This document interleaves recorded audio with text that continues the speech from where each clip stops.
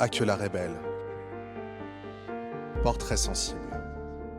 Un podcast réalisé par Fabien Eck.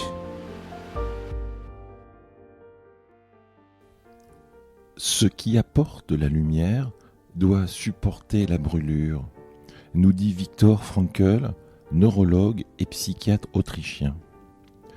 Notre invitée, Caroline Guth, peintre, sculptrice, mais aussi philosophe, semble imprégnée par cette maxime.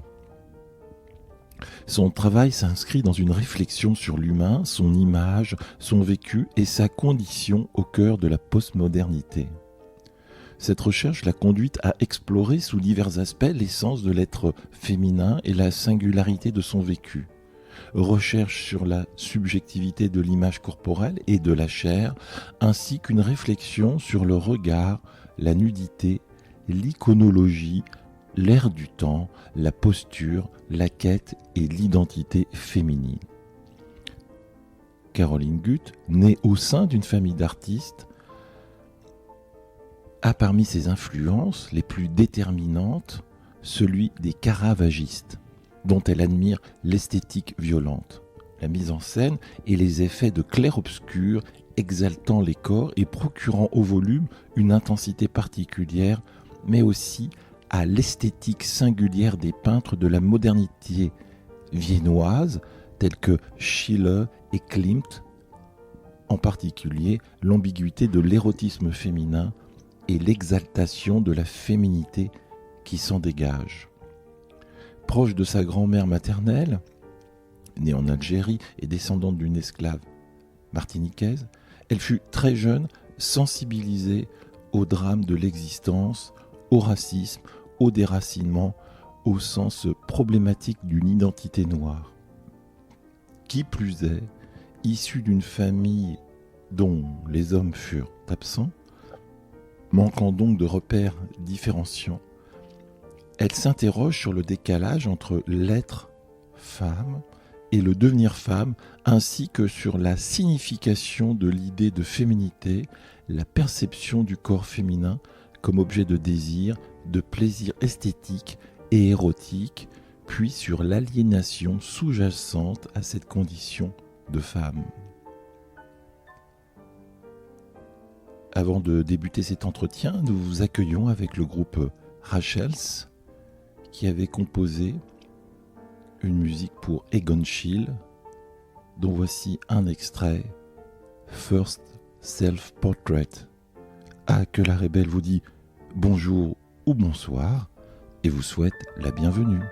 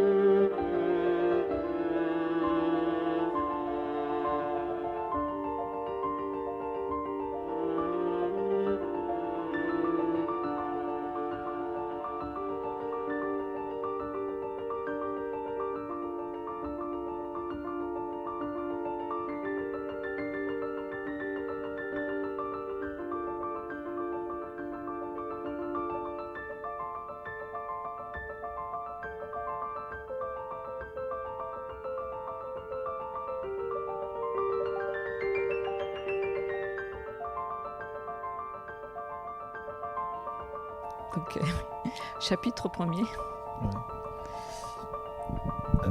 C'est parti, je te laisse commencer comme ça. D'accord, chapitre 1er. Donc je vais lire un petit extrait du Double de Dostoïevski. 1 ou 2 minutes, il fut sans bouger, comme un homme qui doute encore s'il est éveillé ou s'il dort. Si ce qui se passe autour de lui est bien la réalité, ou seulement la continuation des visions désordonnées de ses rêves. Le moment vint, pourtant, où les sens de M. Groliatkine accueillirent avec plus de clarté et de netteté leur habituelle et quotidienne impression. Il reconnut les regards familiers des murs verts sales, enfumés et poussiéreux, de sa petite chambre, de sa commode d'acajou, des chaises assorties, de la table peinte en rouge, du divan turc de mousseline rougeâtre à fleurs d'un beau vert, enfin de ses vêtements quittés la veille à la hâte et jetés en paquets sur le divan. Continue ou c'est bon ? Écoute, c'est une très bonne introduction. Je me trouve en présence de Caroline Guth. On dit comme ça ou le nom est plus long que ça ? Son nom de famille est plus long que ça ? Non, alors Guth, c'est mon nom de jeune fille, c'est le nom de mon père que j'ai voulu garder en tant qu'artiste. Voilà, parce que peut-être qu'au fond, c'est lui qui m'a permis d'être artiste. Donc même si ma mère a joué beaucoup, mais mon père aussi d'une autre façon. D'accord.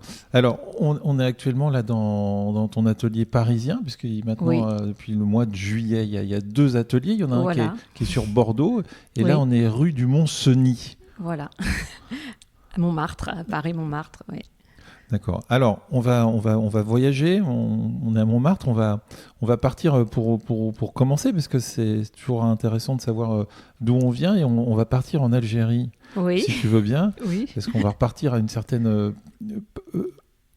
Je pense qu'en découvrant ton univers, et puis là, en plus en étant dans ton atelier et en voyant, on a eu la chance de passer un petit peu de temps là autour d'un café, voilà, pour parler un peu de la vie, et notamment de la tienne, et donc de cette présence qui était une vieille histoire, en tout cas il semblerait, par rapport à la présence de ta famille en Algérie. Donc l'histoire d'une grand-mère, c'est ça, ou d'un grand-père? Alors c'est ma grand-mère qui est née en Algérie. C'était comment le prénom de ta grand-mère? Jouxinia Valandov. Ah oui, incroyable. Et ça venait donc de son père qui est lui martiniquais. Avec un nom comme ça? Métis. Oui, parce qu'elle a... Le truc, c'était un martiniquais, mélange. Alors, une partie était descendante d'esclaves noirs, mais mélangée avec des propriétaires. Donc, le nom devait venir d'un des propriétaires. Mais c'était ça. Et quand ils retrouvaient leur liberté. Voilà, absolument. Et voilà. Et j'avais retrouvé des archives qui disaient que mon grand-père était donc son père. Donc, on monte à loin, était propriétaire terrien à Saint-Pierre et conseiller municipal. Ce qui veut dire que donc c'était des gens mélangés, mais qui avaient quand même hérité de quelque chose pour pouvoir être voilà. Et mon arrière-grand-père avait son bac.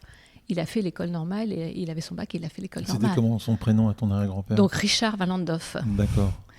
Voilà, donc c'était toujours... Et j'ai vécu mon enfance avec toutes ces images, toutes ces choses que ma grand-mère me racontait sur son père. Alors, ils étaient à Alger?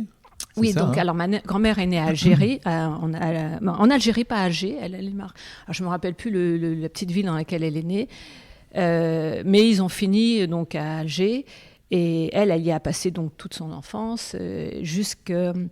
je pense qu'elle est rentrée, son mari est mort dans un attentat en 56, et elle a dû rentrer en 58, 59, et le reste de sa famille plutôt après en 62, quand ils se sont fait exproprier et qu'ils n'ont pas eu le choix, qu'ils ont dû venir en France, même s'ils ne connaissaient pas la France en fait. Donc donc ta maman ou ton papa étaient déjà ensemble, ou c'est après qu'ils sont rencontrés? Alors ma mère est née en Algérie, elle est rentrée donc en France, elle devait avoir 6 ans, je pense que voilà, c'est ça. Ma mère est 52, donc je pense qu'elle a donc 52, 58, c'est ça, elle devait avoir 6-7 ans, 58, 59. Et donc elle a atterri dans cette maison qu'ils avaient héritée par son père, qui lui était champenois. Donc il avait rencontré ma grand-mère en Algérie parce qu'il était militaire en Algérie, et que c'est comme ça qu'ils s'étaient rencontrés. Lui était en champenois avec un type très nordique, et il a épousé cette femme qui était ma grand-mère, qui était une carteronne mélangée espagnol, martiniquais noir, et donc c'était moi quand j'étais enfant, je trouvais ça tellement beau. Et ils ont atterri dans cette maison en Champagne, à côté de Brienne-le-Château, donc un endroit quand même assez perdu dans la Champagne, dans l'Aube. Et mon père, lui, pour d'autres raisons, pareil, sa famille, qui était pourtant pas de la région, a émigré dans le même coin, à quelques kilomètres de Brienne-le-Château. C'est une petite ville qui s'appelle Dienville. Et c'est comme ça qu'ils se sont rencontrés, en fait. Donc le prénom de ta maman déjà, c'est Monique. Monique, et ton papa Christian. Donc Monique et Christian se rencontrent. Oui. Voilà, et puis il y a une petite fille qui naît. Voilà. Qui s'appelle Caroline. Absolument. Dans l'enfance, est-ce qu'on avait l'habitude d'emmener la petite Caroline voir on se trouve ici, c'est un lieu extrêmement agréable, il y a des tableaux partout, il y a des œuvres d'art, même des antiquités. Est-ce qu'on avait l'habitude d'emmener Caroline dans des musées? Est-ce qu'on l'emmenait à la médiathèque? Est-ce qu'on l'emmenait au cinéma? Comment ça se passait cette enfance dans ce village perdu là? Un peu au cinéma, mon père, parce qu'il aimait notamment les dessins animés. Mon père avait un côté très enfant, donc il m'a emmené voir Astérix. Voilà. Mais sinon, non. Mes parents, leur vie était déjà très compliquée, ils avaient beaucoup de mal, donc ils survivaient. Donc, oui, c'est intéressant d'en parler, Caroline, effectivement, c'est-à-dire après ce retour d'Algérie, c'est des gens qui étaient certainement peut-être modestes déjà, qui vivaient là-bas. Voilà, qui étaient bourgeoisie moyenne et qui se sont retrouvés vraiment avec plus grand-chose. Et le seul lieu d'art, c'était la maison de ma grand-mère, parce que mon oncle, qui peignait très jeune, et ma mère aussi a peint, mais il mettait tous ses tableaux. Donc par contre, voilà, le lieu d'art, c'était cette maison familiale de ma grand-mère, cette vieille maison où il y avait plein de tableaux faits par mon oncle uniquement, mais des tableaux très particuliers. Alors qu'est-ce que c'était d'être dans cette maison de cette grand-mère et cet oncle qui peignait, quoi, parce que c'était pas une activité, ou alors enfant, bien évidemment, on est en classe très jeune et on nous incite à peindre. Oui, c'est ça, je pense qu'à l'école... Là, ça soit quelqu'un, une grande personne, une personne sérieuse qui peint. Qu'est-ce que c'était dans la tête d'une jeune fille, d'une adolescente? Ah ben moi, j'étais impressionnée, mais je dirais pas tellement par mon oncle, mais par les tableaux. Parce que ces tableaux, c'était vraiment des tableaux C'était comment le prénom de cet oncle? Charles. Alors, Charles Gauthier, parce que voilà, le nom de mon grand-père, c'était Gauthier. Gauthier, donc c'est assez germanique avec un H. Donc voilà, ce tableau de Charles que je connaissais très peu parce que mon oncle il vivait à Paris, je le voyais très peu. Mais ces tableaux étaient, il y avait des tableaux qui sous-entendaient des viols, des meurtres, oui, c'était des tableaux avec des formes qui s'échappaient. Il y avait un côté à la fois expressionniste et puis surréaliste et en même temps très existentiel. C'est-à-dire, c'est vraiment. Et c'est là que je me disais, mais qu'est-ce qu'on est en train de me dire? Il y avait une âme étrange dans cette maison où, quelque part, la névrose familiale était affichée sur les murs à travers des tableaux. Et pour moi, ça a été ça, la première sens de la peinture. C'était ça, la peinture, c'était quelque chose qui te permettait d'exorciser des passions douloureuses ou souvent douloureuses. Enfin, tu le ressentais comme ça, en tout cas, toi. Oui, voilà. Alors, toi, là, le plaisir du dessin, est-ce qu'il était déjà comme présent dans l'enfance? C'était quelque chose à l'adolescence, tu avais des carnets, il y avait des cahiers. Voilà, absolument, j'avais des carnets. Tu faisais ça en cachette? Comment ça se passait? Ah non, pas en cachette, non, parce que par contre, dans ma famille, du côté de ma mère, c'était très favorisé, parce que ma mère dessinait, mon oncle dessinait. J'avais un cousin, donc un des fils d'une des sœurs de ma mère, de la sœur de ma mère, parce qu'elle n'en a qu'une seule, qui travaillait chez Yves Saint Laurent, qui était tailleur et qui faisait beaucoup de dessins. Donc quand il emmenait ses dessins de mode, il me montrait comment faire, et j'adorais donc ça. C'est ce cousin, comment s'appelait ce cousin? Éric Sébir. D'accord. Voilà, et donc c'était fantastique. Et des fois, il me ramenait des étoffes de Yves Saint Laurent, parce qu'à l'époque, c'était une époque, c'est fini ce temps-là, mais c'était une époque où ils pouvaient encore récupérer des étoffes de magnifiques tissus avec des paillettes, des trucs. Et quand j'étais enfant, c'était fascinant. Donc, et les dessins étaient favorisés. C'était plutôt bien vu. Et même mon instituteur en primaire, quand il me voyait dessiner, il me donnait des conseils de perspective. Voilà, donc non, pour moi, le dessin a toujours été quelque chose de facile et de valorisé. Bon, mais malheureusement, il a fallu passer son bac d'abord. Donc, qu'est-ce que ça a été comme étude quelle orientation finalement? Parce que ça va venir. Il y a quelque chose qui est en germe, mais qui aurait pu très bien rester enterré quelque part. Donc, en attendant, il a fallu faire des études. Donc, c'est quoi ces études? Alors, les études, j'ai suivi tant bien que mal, comme beaucoup de gens de milieux plus ou moins populaires. Moi, mes parents n'ont pas fait d'études. Ma mère n'a pas eu son bac, elle a arrêté avant, et mon père avait un CAP d'électrotechnicien, mécanicien. Donc, moi, j'ai suivi cette école de la République où, on emmène les enfants. Et ça leur permet aussi d'avoir une chance de pouvoir découvrir une culture qu'ils n'ont pas accès. Moi, j'ai adoré l'école. J'ai eu beaucoup de professeurs. La première fois qu'on m'a dit que j'étais intelligente, c'était un de mes professeurs. Donc, j'ai beaucoup aimé l'école. Alors, je sais qu'aujourd'hui, je suis un peu triste de voir que je pense que pour quelqu'un qui vient d'un milieu populaire, l'école peut être quelque chose d'extraordinaire.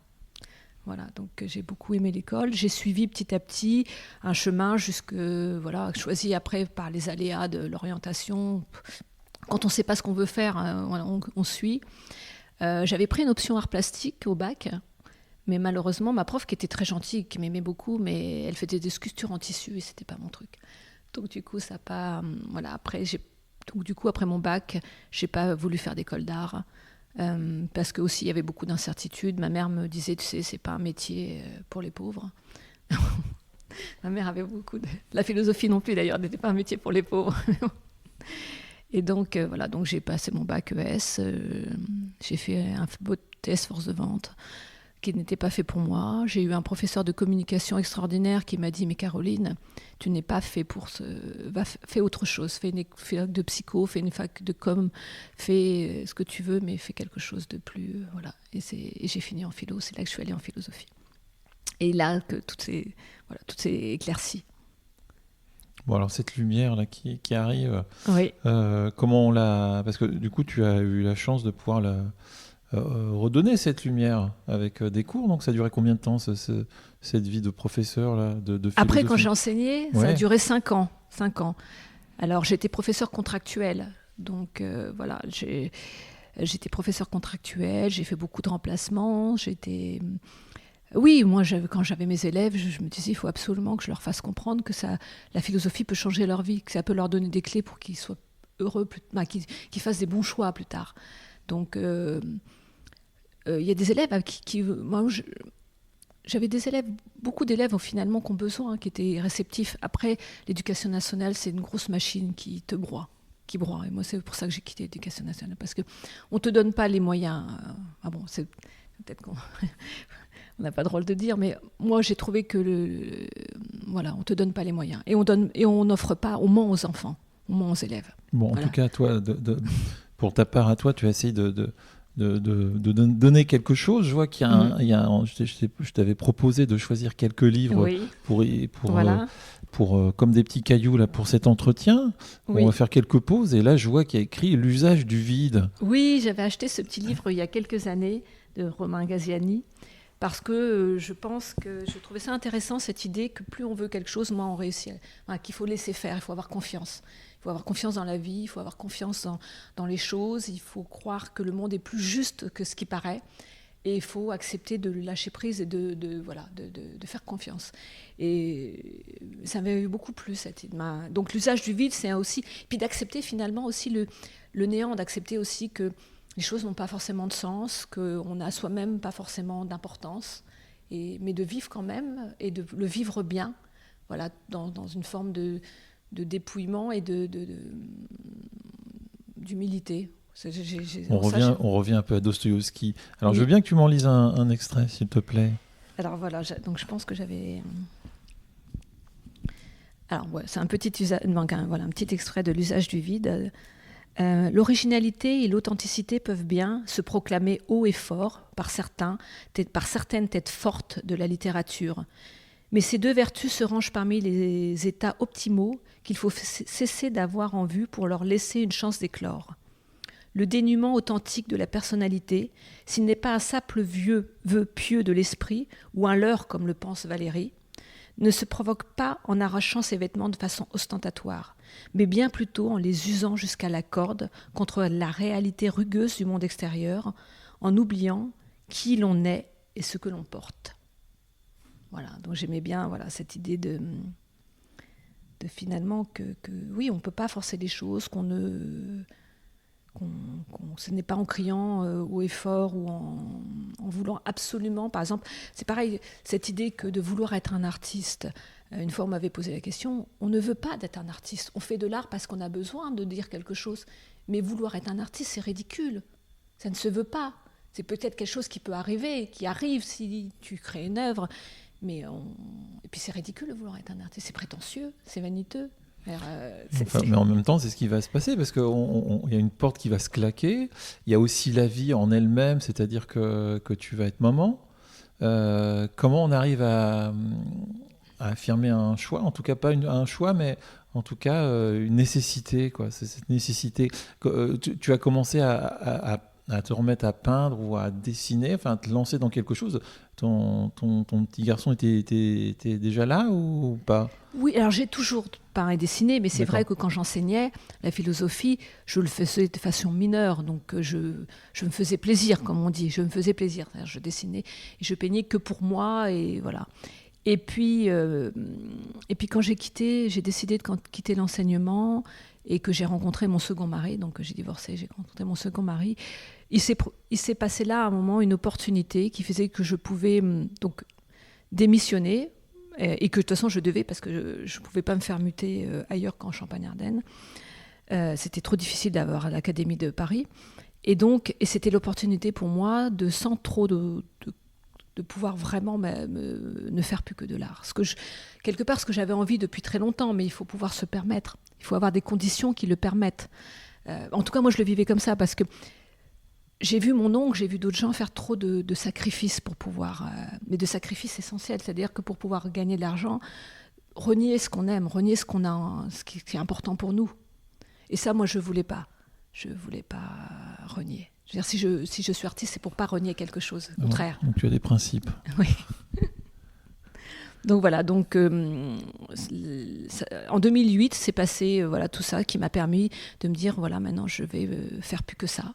Et je vais vraiment faire l'œuvre, construire l'œuvre que j'ai toujours rêvé, que j'ai toujours même besoin, qui fait que ma vie a enfin un sens. Voilà. C'est-à-dire que même si un petit sens, mais elle a au moins un sens par cette œuvre. C'était où ce premier atelier ? Où ça devient... Où j'ai commencé ? Où ça devient ton lieu à toi ? Ah, le premier lieu vraiment à moi... Vraiment, alors, c'était pas tout de suite. Mais quand tu parles de 2008, il y a un bascule. Oui, mais non, j'étais dans mon salon. Ouais. En 2008, donc qui n'était même pas mon salon, qui était le salon de mon mari, puisque mon second mari. C'est là que j'ai commencé tout doucement à peindre de façon plus sérieuse, mais c'était dans un salon. La première fois où j'ai vraiment eu un espace vraiment pour moi, c'est en arrivant à Londres en 2010. Parce que là, on avait une maison à plusieurs étages, et donc j'ai pu avoir un étage pour moi, et où je donnais des cours à des Françaises de Londres, et où Tu donnais des cours ? Oui, des cours de peinture, et Très je bien, faisais des promenades dans tous les arts, parce qu'il y a beaucoup de lieux d'art contemporain, et comme j'ai fait la philosophie, et que je connaissais très bien l'art conceptuel, que tous ces courants d'art contemporain, et puis la pensée qu'il y a derrière, c'est-à-dire la déconstruction de l'art, et puis l'histoire de la photo, tout ce qui... Donc je les emmenais, en plus, je faisais des cafés philosophie de l'art, et que j'emmenais à tous les lieux d'art contemporain de Londres. Et là, donc, j'ai vraiment eu un espace pour moi, un espace réel dans l'art, dans l'engagement, aussi bien dans la pensée que dans la pratique, avec un lieu, et en donnant des cours. Alors, une fois que la porte est refermée, on voit qu'il y a une évolution, bien évidemment, entre alors, je dis bien évidemment, il y a des peintres qui n'évoluent pas forcément, mais on voit qu'au niveau de tes traits, il y a une évolution, certainement aussi dans la narration, on va en parler, mais il y a des peintres qui ont été extrêmement importants, tu pourras nous dire quelques mots dessus. On est là... par exemple, devant un tableau une copie immense de Van Dyck. Voilà, donc c'est le temps qui coupe les ailes de l'amour, ce tableau. Ah. C'est comme ça qu'il s'appelle, de Van Dyck. Mais justement, alors les anciens Titien, Caravage, oui. et puis après, il y a deux figures majeures qui peuvent être Gustav Klimt et Egon Schiele. Oui. Alors comment on arrive à mettre tout ça dans un mixeur ? Ah, mais ils ont tous différents, mais ils ont tous quelque chose. C'est ça. Moi, c'est comme ça que je vois. D'ailleurs, aussi les écrivains comme les artistes. Moi, il y a énormément d'artistes, de peintres ou d'écrivains dans l'histoire que j'aime parce que c'est cette singularité. C'est-à-dire, ils sont tous. Il faut pas les mettre. Moi, je mets pas les gens en compétition. D'ailleurs, même les gens qui posent pour moi, Je les vois pas en compétition mieux que... Non, ils sont différents. Et c'est ça, c'est que chacun, même dans sa simplicité, dans son corps, il a quelque chose qui lui est qu'à lui. Et c'est ça qui me plaît. Alors bien sûr, il y a des gens avec qui je vais me sentir plus d'affinité que d'autres. Donc il y a des peintres avec qui je vais me sentir plus d'affinité que d'autres, ou des écrivains. Mais je les mixe pas. C'est-à-dire que j'essaie de comprendre, voilà, là où chacun... Par exemple, Egon Schiele, il a apporté quelque chose de bien particulier. Il y a une vision du corps, quelque chose de très anguleux.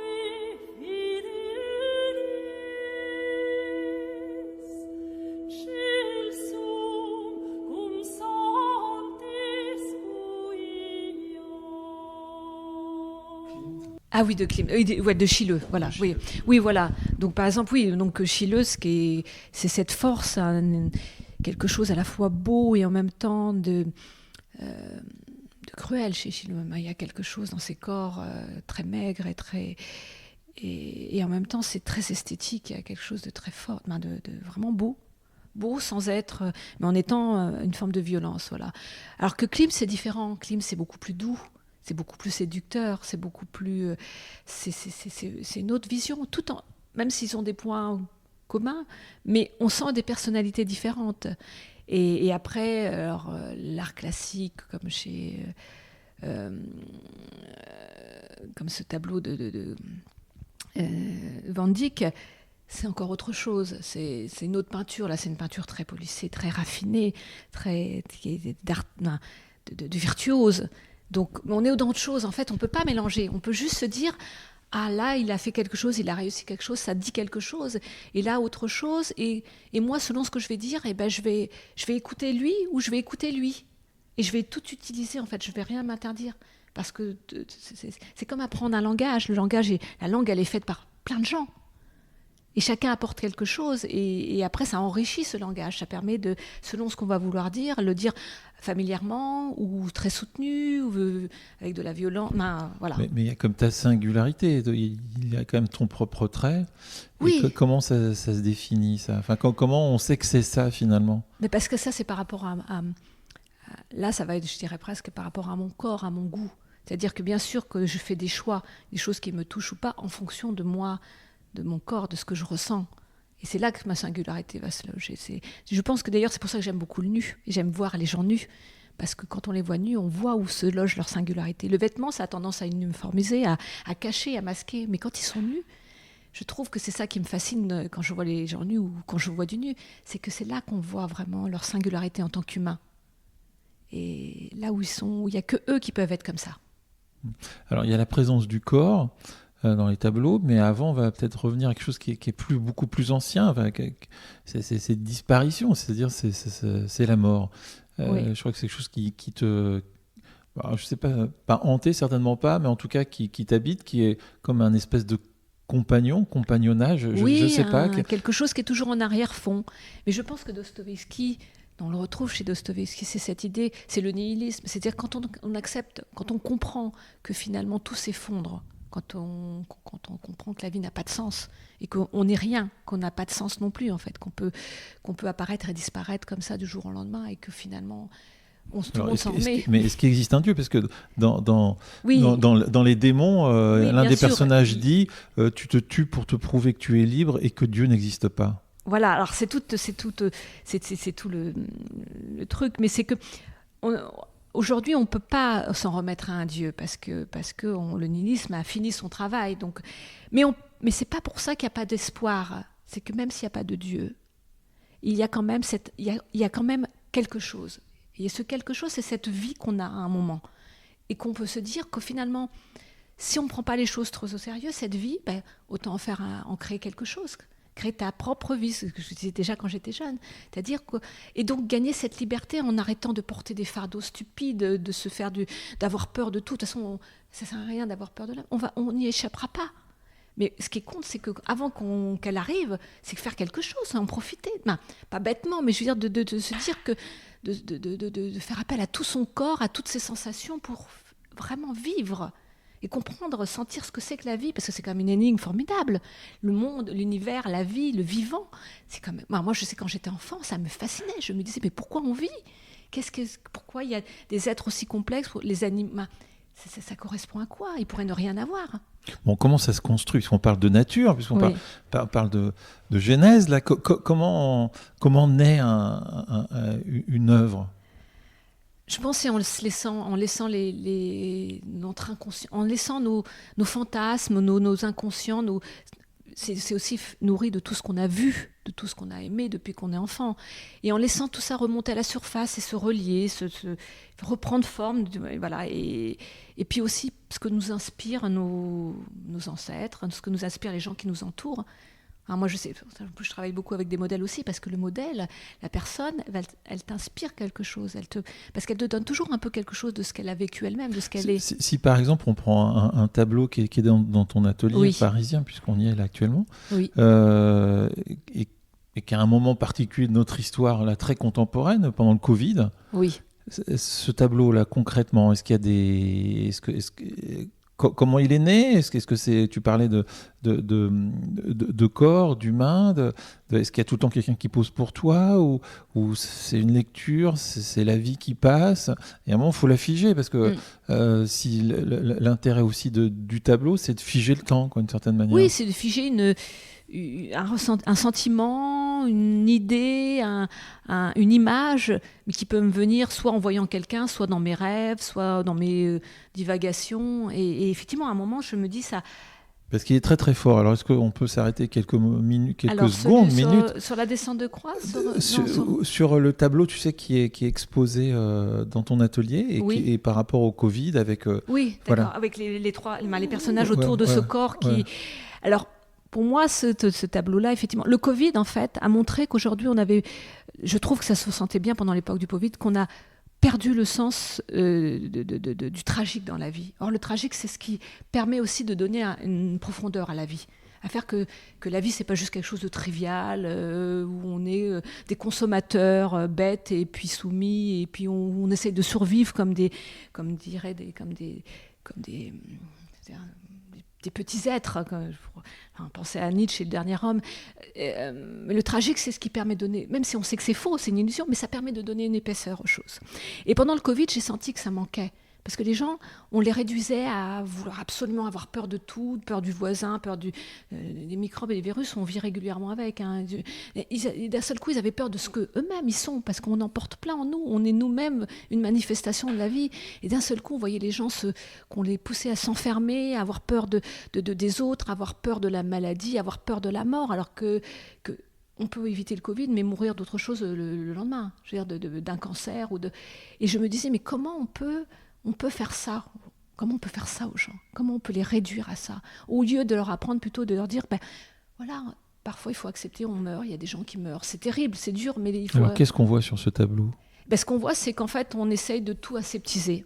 On essaye du tragique, de ce qu'il faisait de la grande peinture où on essayait de digérer la mort, de lui donner quelque chose. Et bien là, on l'évacue, on la recycle. Donc ils sont tous pareils, ceux qui sont autour de ce corps.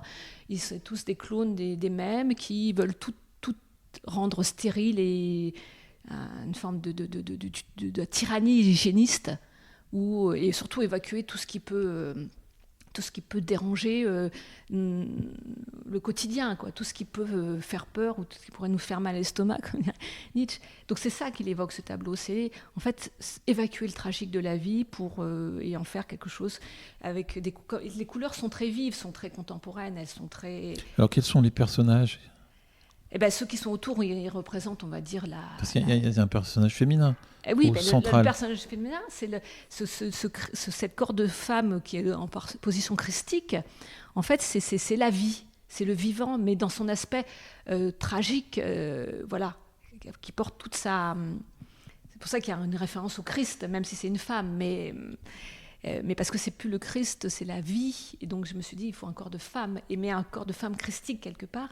Et c'est voilà, la vie qu'on veut évacuer dans toute sa complexité, dans toute son ambivalence, son ambiguïté, parce que la vie, effectivement, c'est la mort. C'est la vie, c'est la mort à la fois.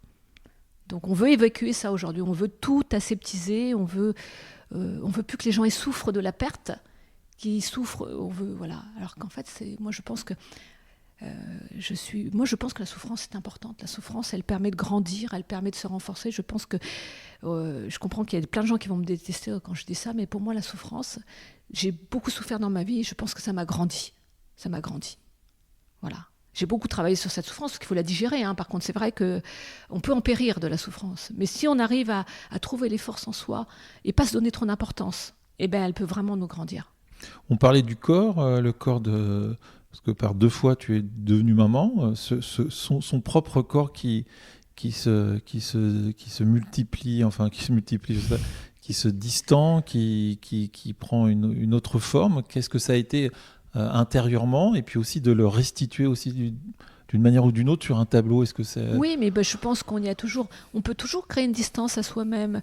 Moi, je me souviens quand j'étais enfant, quand je me regardais dans le miroir, et je pense que ça arrive à plein de gens, il y a quelque chose d'étrange, non ? Quand on se voit, on se dit, mais en fait, c'est moi, cette image, c'est moi.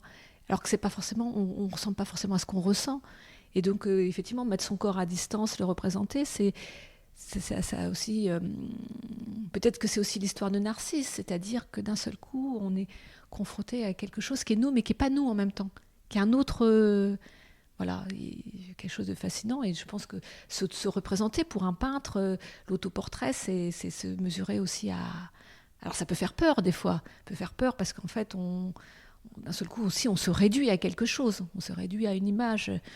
Mais voilà, je pense qu'il y a une fascination et une angoisse en même temps représenter. Et puis se multiplier, c'est-à-dire que finalement... Mais c'est parce que c'est pas vraiment nous non plus, cette image. On n'est pas... l'image du corps et le corps, c'est pas la même chose. Est-ce qu'il y a l'idée du jeu aussi? Enfin, il y a du jeu GE et puis oui, du voilà, jeu oui. de Il y a s'amuser aussi un jeu, oui, pleinement avec aussi, le quoi. sujet qu'on est, effectivement, en le modifiant, le transformant. Oui, on joue avec le jeu, on joue avec l'identité. Mais c'est pareil, les identités, il ne faut pas se scléroser dans une identité, il faut accepter que le moi est multiple, ou que, comme Freud le disait, le moi n'est pas maître en sa demeure. Enfin, je veux dire, voilà, le jeu, c'est une fiction. Il y en a beaucoup de philosophes qui l'ont dit. Et donc, effectivement, on joue avec le jeu, c'est-à-dire qu'on fait... Voilà, qu'est-ce que le jeu? Il est où? Il se métamorphose. Il est quelque part insaisissable. Le jeu et le moi, parce que c'est pareil entre le jeu et le moi. Le jeu, il est de l'ordre plutôt de l'action. Le moi, il est de l'ordre plutôt du sentiment, de la sensation interne. Voilà. Bon, avant de retourner à la Oui. peinture, on va passer à nouveau par la littérature. Oui. Il y a Ça, je l'ai utilisé, c'est un... les 19 roses. Voilà, D'une artiste elle est de quelle origine? Parce que c'est... Eliade, c'est un écrivain qui, d'ailleurs, s'est beaucoup intéressé au chamanisme. D'accord. Voilà, il a écrit des ouvrages sur le chamanisme qui sont très intéressants et qui est très, très, très recherché, très approfondi.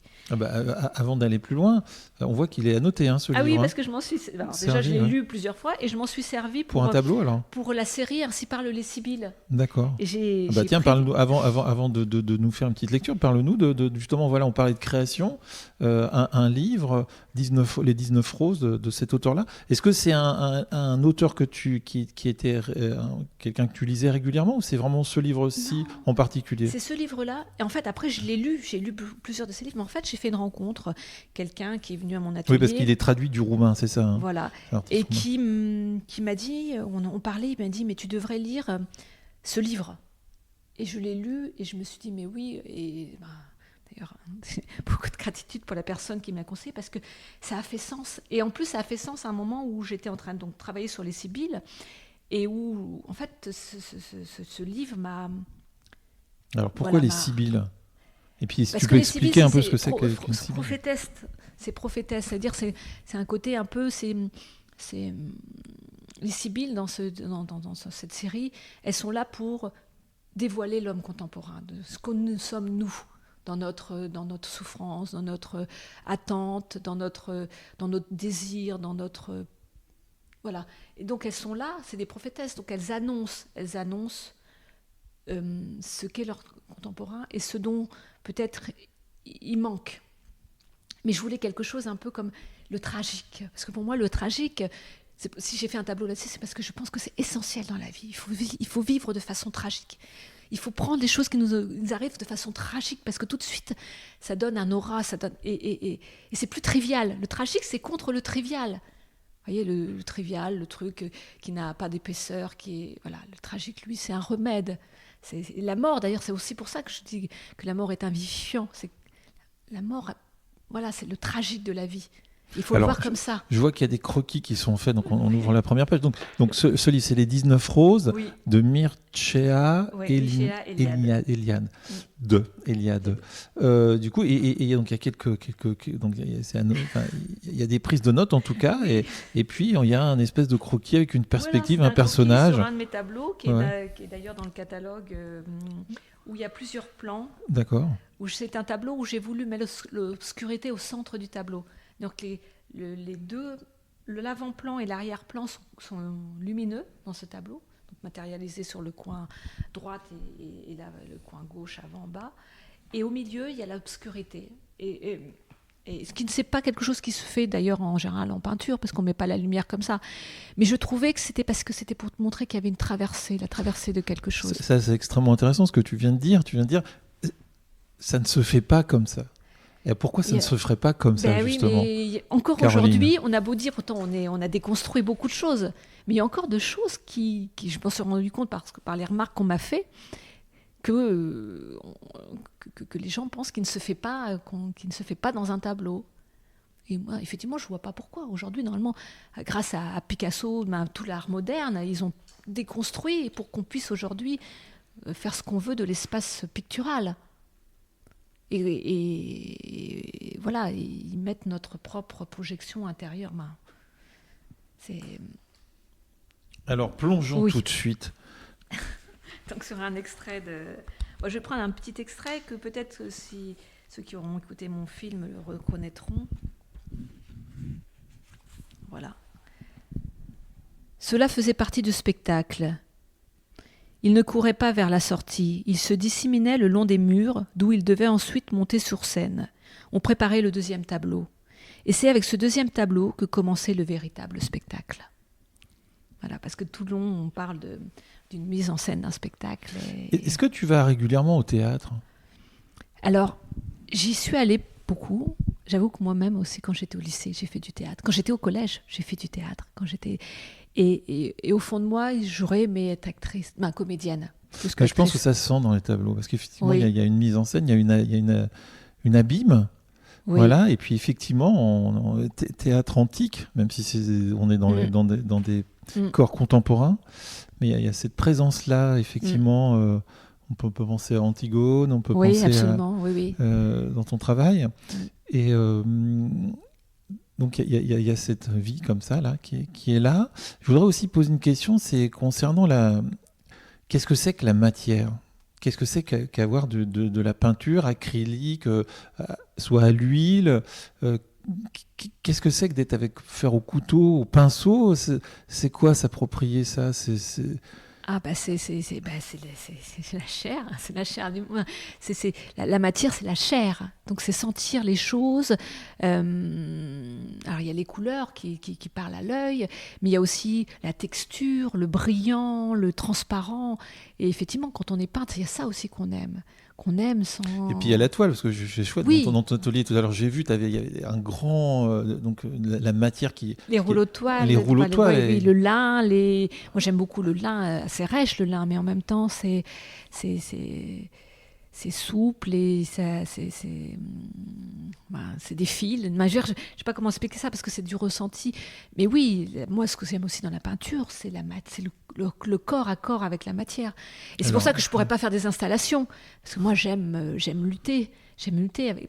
quand on peint, il y a plein de choses qui sont difficiles. Parce qu'entre ce qu'on a dans la tête et ce qu'on veut faire, la matière, elle résiste, elle est là pour... non, la couleur, elle ne va pas tourner comme tu veux, ou la luminosité. Et là, on est obligé de se battre avec la matière. Et ça, c'est aussi une dimension de la peinture qui est souvent négligée et qui fait que pour arriver au tableau que tu veux, tu vas être obligé d'accepter beaucoup de compromis qui te sont imposés par la matière, par la physique, par la chimie, par plein. Et là aussi, il y a une sorte de combat, de lutte. Alors acrylique ou l'huile ? Les deux, ça permet pas de faire les mêmes choses. L'huile, c'est magnifique pour faire des superpositions, d'avoir des lumières, de voir la sous-couche en dessous, c'est huileux, c'est gras, ça a un côté brillant. Ça a une odeur aussi. Voilà, ça a une odeur, et puis c'est très moelleux. L'acrylique, c'est plus sec, ça sèche vite, c'est plus sec, ça n'a pas la même densité. Mais ça donne autre chose, ça permet d'avoir des eaux rendues, ça permet de faire des fonds superbes et qui sèchent rapidement. Chaque matière aussi a ses qualités et ses défauts pour quand on est peintre. Bon, alors pinceau ou couteau ? Ça dépend, moi j'aime bien le pinceau quand même, j'aime bien les poils du pinceau. C'est bête, mais le côté... moi j'ai toujours aimé j'aime les poils, j'aime la fourrure, et le côté que les pinceaux, quand ils ont les poils tout doux, alors des fois ils ont les poils rêches aussi, mais tout doux, et que ça fait... Voilà, il y a aussi un côté sensuel même dans le pinceau, dans tout. Et je pense que c'est pour ça d'ailleurs que j'ai choisi aussi d'être peintre et pas écrivain, c'est que il y a quelque chose en moi qui aime la chair, qui aime la matière. Quand on est écrivain, on est plus dans un monde abstrait. Même si j'adore les écrivains, les poètes, j'adore la poésie. Mais voilà, la matière, ça a quelque chose de purement physique. On dit la chair est triste. Est-ce que c'est vrai ou pas ? Non, c'est pas vrai. La chair n'est pas triste. La vie peut être... il y a des choses qui peuvent être tristes, mais pas la chair. Moi, je trouve non. Alors, qu'est-ce que c'est parce qu'on peut y avoir différentes écoles, en tout cas, ou une approche différente. On va parler maintenant du corps. donc d'avoir donc peut y avoir une pensée, une construction qui est mentale. Je ne sais pas si tu te relèves la nuit pour d'un seul coup t'as une idée. Oui, souvent. Alors ça, oui. Si, d'accord. Donc il y a un carnet qui est en près pleine du. nuit, surtout quand ça me perturbe. En pleine nuit, je prends. Alors des fois, ça m'arrive d'avoir qu'un livre. Ah, c'est pour ça qu'il y a des de annotations chevet, sur les. et donc j'écris sur mon livre. D'accord. Et je me dis, c'est pas grave. De toute façon, je vais pas le vendre, donc. Donc il peut y avoir des pensées, et Oui. puis il y a obligatoirement la présence, si un tableau se fait, il faut qu'il y ait un corps humain, c'est-à-dire un modèle qui pose. Oui, j'ai besoin. Principalement. Alors, oui. Ouais. Je peux pas peindre des gens abstraits. Pour moi, ça D'accord. n'a pas de sens. Je ne peins que des gens qui m'inspirent, des fois à distance, parce que des fois, il y a des gens qui n'acceptent pas de poser pour moi. Mais je garde en tête quelque chose. Mais non, moi, j'ai besoin... je l'ai dit dans un de mes films, j'ai vraiment besoin des autres. J'ai vraiment quelque chose... Je vois pas comment j'aurais pu être... peindre sans voir... Et rien que déjà ma mère, quand j'étais enfant, ma mère me fascinait par sa beauté. Elle avait quelque chose de... Et ta maman a posé pour toi, Monique ? Non, elle n'a jamais posé pour moi, parce que j'ai... Mais pas forcément, parce qu'on parle de poser, on aborde comme la nudité quand même, mais j'aime les femmes mais... qui ressemblent à ma mère. J'avoue que Ouais. souvent, je suis attirée, j'ai des modèles. Je sais que j'ai été attirée par elle parce qu'elle ressemble à ma mère. Et que je retrouvais chez elle la même beauté et la même... Et toi, est-ce que tu ressembles à Monique ? Alors maintenant, on me dit que oui, mais moi, je ne me vois pas comme ça. Moi, je ne me vois pas comme ça. Et puis, ça n'a jamais été mon sujet, en fait. C'était... Non, mais c'est juste une question là pour savoir, par rapport aux différents tableaux que j'ai pu voir, effectivement, il y a quand même principalement ou régulièrement, on retrouve un peu il y a un visage, il y a un corps qu'on pourrait retrouver quand même. Même si toi, tu dis que tu te mets aussi dans tes tableaux. Oui, je me mets dans mes tableaux. Après, je suis ce que je suis. Et il y a des... Voilà, mais... oui, je pense que je ressemble à ma mère, hein, effectivement, peut-être de corps, plus de corps que de visage. Mais en fait, quand je me mets dans mes tableaux, c'est parce que c'est vraiment comme se regarder. Il y a quelque chose vraiment de l'étrangeté. Donc, et puis après, je me sers de... Alors, par contre, il y a aussi... Je me sers parfois de mon corps parce qu'il y a des tableaux difficiles. Et je ne veux pas demander à un modèle de se mettre dans certaines positions ou certaines... je préfère l'assumer moi. Parce que c'est mon propos, donc j'utilise mon corps parce que j'ai déjà eu des modèles qui m'ont dit non, tu ne peux pas me mettre comme ça. Ou est-ce que je comprends tout à fait ce qui s'entend, parce qu'on n'a pas forcément envie de se voir. Voilà. Donc c'est là aussi souvent que j'utilise mon corps par facilité. Mais j'avoue que quand je peux avoir des modèles et des modèles qui me plaisent, pour moi c'est l'idéal. C'est vraiment c'est beaucoup plus merveilleux que de... parce qu'il y a quelque chose qui est pas moi et qui m'échappe et qui d'un seul coup là je saisis dans un tableau. Et... Bon, alors quand c'est comme ça, la notion de temps. La notion de temps, c'est-à-dire. Qu'est-ce qui existe quand on est dans ce moment présent pleinement? Le temps, c'est qu'on a beau être présent dans le moment, on ne peut pas empêcher les choses d'avancer. Donc on sent le temps comme ça, on sent que mais d'être happé et qu'il n'y a plus rien d'autre qui existe, quoi. C'est ça, là. Quand on est dans le système de création, là. Ah bah oui, quand on est dans l'agression, le temps, oui, s'arrête d'une certaine façon, il s'arrête et puis il reprend après. Mais c'est vrai qu'à ce moment-là, il s'arrête. Mais en fait, on n'y pense pas au temps. Alors, quand on crée, on ne se dit pas... tout comme quand ça nous vient, on se réveille et puis on marque, ou on s'arrête de faire ce qu'on était en train de faire, et puis on note, on se pose... En fait, le temps, c'est quelque... Je ne sais pas comment dire. Le temps, c'est... Oui, le temps. De toute façon, le temps vécu n'a rien à voir avec le temps des horloges. Le temps vécu, il est fait plein d'à-coups, donc des fois ça s'arrête, des fois ça accélère. Puis après, le temps, c'est rapport à le temps de la vie, quoi. Mais ça, c'est quelque chose d'abstrait, c'est-à-dire que on ne sait jamais demain, on peut toujours mourir demain. Et moi, d'ailleurs, j'ai failli mourir quand j'avais 20 ans d'un accident de voiture assez grave. Et ça m'a beaucoup... Alors déjà que j'avais très conscience de la mort, mais alors là, ça s'est manifesté encore plus parce que j'avais... En plus, concrètement, j'ai vécu le fait que je me suis vue mourir. Alors, je ne suis pas morte, j'ai eu de la chance. Mais je me suis dit, avant l'accident, j'ai vu ma voiture partir. Je me dis, ça y est, je suis morte. J'ai 20 ans, je suis morte. Bon, non, j'ai eu de la chance, mais... Et donc, c'est-à-dire que c'est pour ça que il faut pas attendre, il faut pas se dire j'ai peur de ça, je vais me protéger. Non, parce que tu peux très facilement mourir bêtement de n'importe quoi et beaucoup plus vite que tu le penses. Donc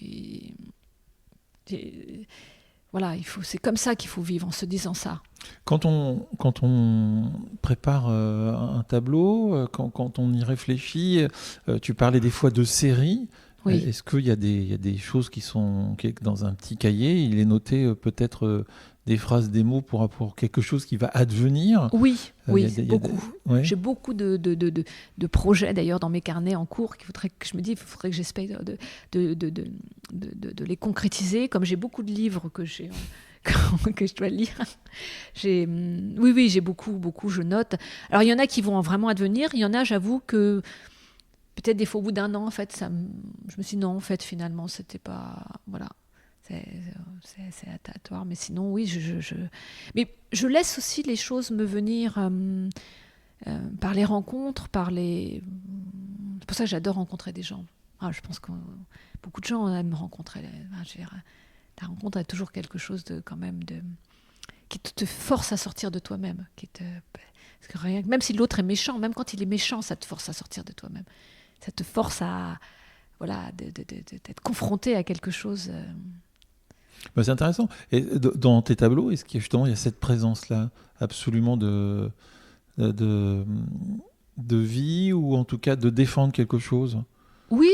Ou d'être positionné, d'avoir une certaine position. Oui, voilà, il y a des fois quand des choses me mettent en colère, ou des gens m'ont mis en colère, ou des discours m'ont mis en colère, je me dis, le mieux, c'est que je réponde par un tableau. Oui, j'essaye de manifester ça en cherchant quelque chose qui va répondre à cette frustration ou cette colère que j'ai contre un discours ou contre c'est une façon pour moi aussi d'affirmer ce en quoi je veux croire. Donc voilà, la concorde, l'universalisme. Moi, je suis quelqu'un je ne suis pas pour les identités qui se ferment. Je déteste le communautariste. Parce que je pense communautariste, c'est l'enfermement avec soi-même. Tous les enfermements, pour moi, sont néfastes, sont morbides. Moi, je pense qu'il faut s'ouvrir à ce qui n'est pas comme nous. Au contraire, c'est ça. On retourne à la littérature. Quel dernier texte pourrais-tu nous proposer, ou un extrait Alors, qu'est-ce que j'avais là peut-être il y a ce nom... il y a L'homme sans qualité nuisible, mais c'est peut-être un peu triste. Ce que tu veux. Il y a un message, il y a la belle lettre de Rilke pour les femmes. Allons-y, alors c'est parti. Allons-y, Caroline. C'est ça pour les jeunes filles, pour les jeunes femmes. Moi, quand j'étais une jeune femme, ça m'a donné beaucoup d'espoir, et je me suis dit, et c'est ce qui m'a permis aussi de me penser que les hommes. Moi, mon père était un homme très ouvert, très féministe, et qui s'occupait pas beaucoup de moi. Mais d'ailleurs, c'était bien, parce qu'il m'a jamais pris pour une princesse ou quoi que ce soit. Il me considérait que j'étais égale, que j'allais devoir me défendre comme lui, il avait dû le faire. Et je trouvais ça merveilleux. Et plus je vieillis, plus je me dis, j'ai eu de la chance d'avoir un père qui ne me prenne pas pour une princesse ou pour quoi. Voilà. Et je pense qu'il faut savoir écouter les hommes. Tous les hommes ne sont pas pareils, comme toutes les femmes ne sont pas pareilles. Et il y a des hommes qui sont des amis des femmes. Et Rilke, il dit, un jour, la jeune fille sera là. La femme sera là, dont le nom ne sera plus seulement l'opposé du masculin, mais quelque chose en soi. Quelque chose qui ne se fera pas penser ni à un compliment, ni à une limite, mais seulement à la vie et à l'existence. L'être humain féminin. Ce progrès transformera, tout à fait contre la volonté des hommes dans un premier temps, qui seront dépassés. Notre manière de vivre l'amour, plongée aujourd'hui dans un total égarement, il la transformera de fond en comble, en fera une relation comprise comme celle d'un être humain à un être humain, et non plus d'un homme à une femme. Et cet amour plus humain qui s'accomplira avec infiniment d'égards et de discrétion, où l'on se lira et se délira dans la bonté et la clarté, ressemblera à celui que nous préparons dans le combat et l'effort, à un amour ne consistant en rien d'autre qu'en deux solitudes qui, l'une l'autre, se protègent, se circonscrivent, se saluent. Ça, c'est Rilke, dans une lettre à un jeune poète. C'est quand même extraordinaire. Et c'est un homme, c'est Rilke qui a écrit ça. Voilà. Mais moi, quand j'ai lu ça, quand j'étais jeune fille, je me suis dit, mais oui, moi, c'est ça. Et je pense que c'est la seule possibilité, c'est la seule réalité qu'il peut y avoir entre un homme et une femme. C'est de ne plus être un homme et une femme, mais être des individus, des égaux, des gens qui dialoguent et oublier, oublier. Et les mésententes, ça arrive, mais les mésententes, c'est pour ça qu'on se dispute des fois, c'est pour régler les problèmes. Donc voilà, je vois le féminisme actuel, il y a une dispute, mais le but, c'est de finir par trouver une solution qui convienne à tout le monde. Tout à l'heure, on parlait matière. Oui. On va parler structure du tableau. En tout cas, il y a différentes... dans tes toiles, Oui, il y a différents plans. oui. Cette notion de plan aussi. Oui, alors, De les ce plans, qui c'est est parce qu'il y a devant, de ce qui est derrière, de ce qui est nu, mais ce qu'on veut cacher quand même. Oui, Voilà, présence, absence. et puis narration, parce qu'effectivement, ma peinture est narrative, on me l'a déjà fait remarquer. Il y a et c'est lié aussi au côté théâtral, effectivement. Il y a quelque chose qui se joue, il y a une narration dans ma peinture, et les plans sont là pour ça. Et d'ailleurs, je me suis rendu compte que je prenais des cours d'histoire de l'art au Louvre, à l'école du Louvre, et la peinture du Moyen-Âge, en fait, procède comme ça, par narration, par plan. C'est-à-dire, souvent, il y a l'édifice religieux, il y a l'intérieur de l'édifice religieux et la foule. Et on les voit, il y a la foule au premier plan, l'intérieur de l'édifice au deuxième plan. Et oui, c'est un procédé narratif en peinture, c'est de faire cohabiter différents plans et aussi différentes histoires. Dans certains de mes tableaux, il y a différents styles graphiques, effectivement. Il y a des styles des fois expressionnistes qui va se mêler avec un style beaucoup plus... Et c'est parce que c'est pour faire dialoguer différents plans de réalité. C'est-à-dire... le côté plus expressionniste, c'est plus l'intériorité, c'est plus quand on est dépassé par nos émotions. Et le figuratif, avec un effet de réalisme, c'est plus ce qui est ténu dans notre vie quotidienne. Voilà. Et je trouve c'est important dans un tableau aussi de faire dialoguer ça. Parce que, je ne sais pas, quand on se promène dans la rue, ça arrive que des fois, on est pris par nos pensées et par ce qu'on voit devant nous. Et ça se mélange dans notre tête. Voilà. Donc je trouve que ça peut aussi se mélanger dans un tableau, ou dans un film, ou dans une pièce, ou dans n'importe quoi. Et voilà. Bon, merci pour tous ces mots. Alors on arrive un peu à la fin de cet entretien, de ce portrait sensible, qui se termine toujours par cette question. Il y a donc un metteur en scène polonais qui s'appelle Andrzej Żuławski, qui est réalisateur de L'important c'est d'aimer. Donc je te disais qu'il a beaucoup adapté, enfin en tout cas 2 fois Dostoïevski, une fois dans L'amour braque et une autre fois dans La femme publique. Et puis il a fait un film qui s'appelle La note bleue.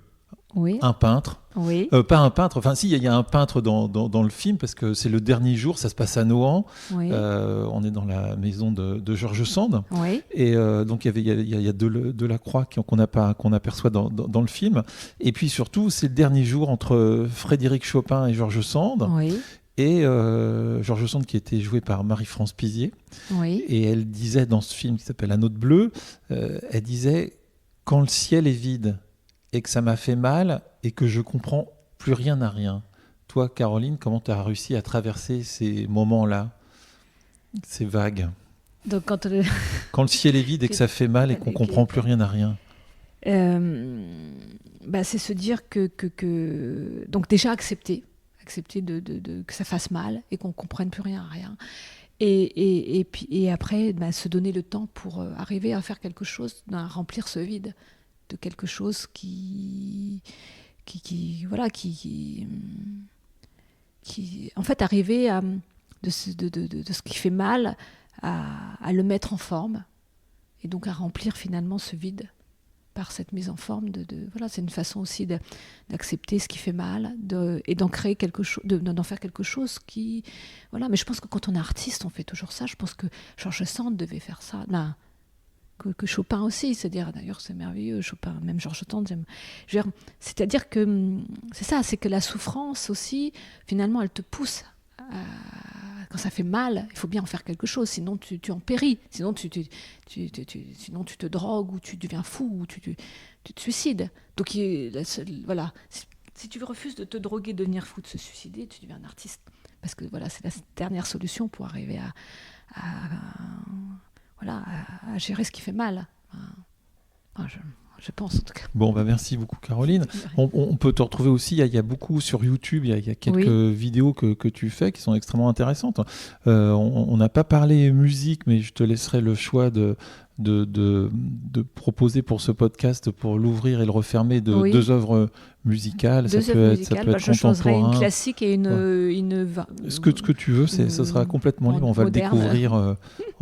les goûts très différents. Eh ben, c'est très bien. Bon, merci beaucoup et puis à bientôt pour d'autres expositions. Merci Voilà. à toi, Fabien.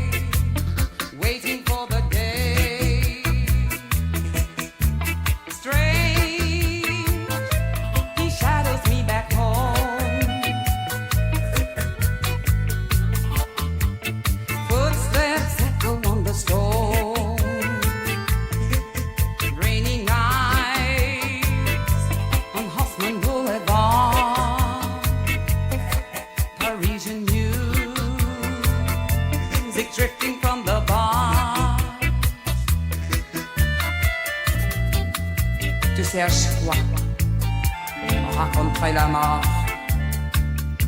Tu te prends pour qui? Toi aussi, tu détestes la vie.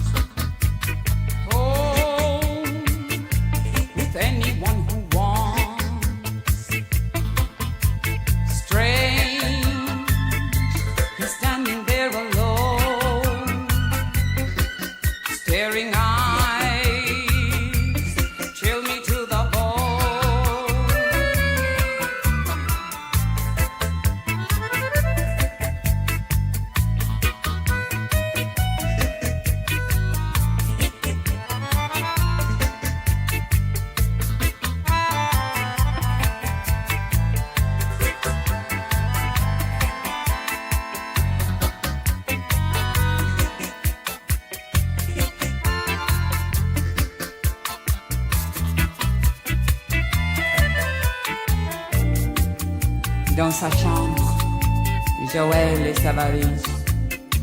On regarde sur ses fringues, sur les murs des photos, sans regret, sans mélo.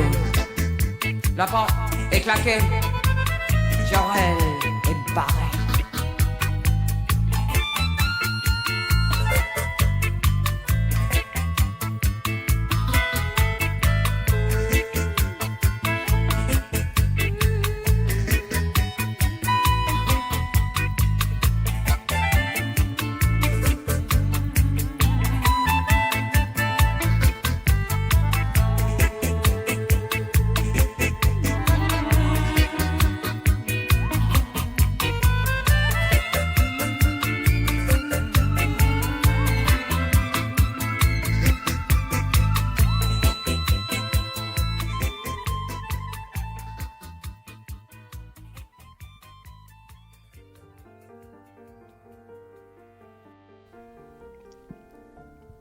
Vous avez pu entendre le groupe Rachels, Music for Egon Schiele avec First Self-Portrait, le choix de Caroline Gutt qui était Jordi Savall et le chant de la Sibylle, ainsi que Grant Jones avec I've Seen That Face Before.